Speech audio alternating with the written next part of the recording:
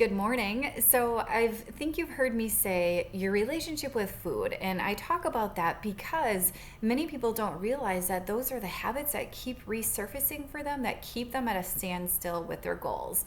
So, I'm going to spend the next few weeks talking a little more about that and maybe what that looks like for you, hopefully, to help you kind of decipher where you are on your relationship with food. So, first off, I'm going to talk about emotional eating or comfort eating.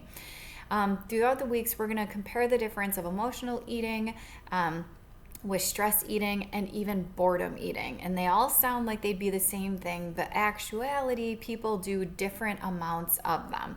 So comfort eating, right? You're looking for comfort. That's the obvious. But one of the things that people don't realize is that you are looking for an escape from your feelings.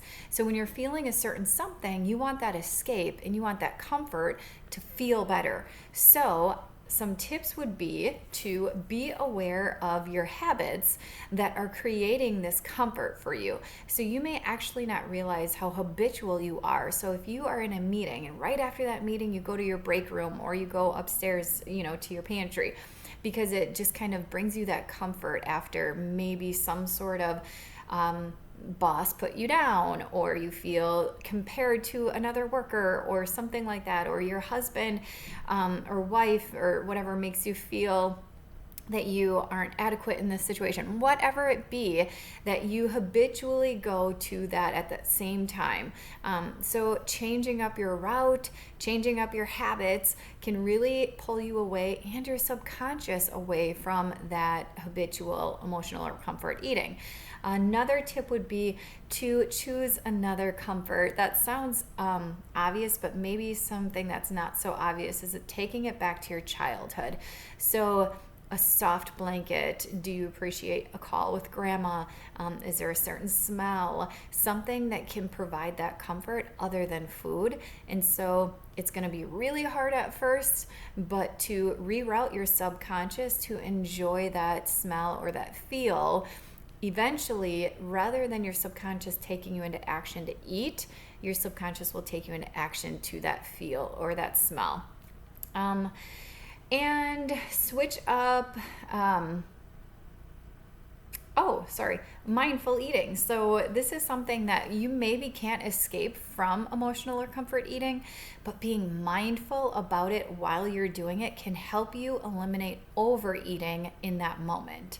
Because one reason that emotional eating is different from the rest is that you have a craving for something, whether it be sweet or whether it be a comfort food or warmth.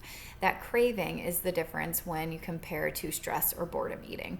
But being mindful in that moment is getting your brain on board with what you're eating, the fact that you are eating, and it helps you eliminate those feelings of, stress or discomfort. Better word for it, right? So that's a great place to start. And I think if you would take these tips, it would be to write down, probably start to tally each time that you comfort eat. So you can see a pattern. You may not even see the pattern yet.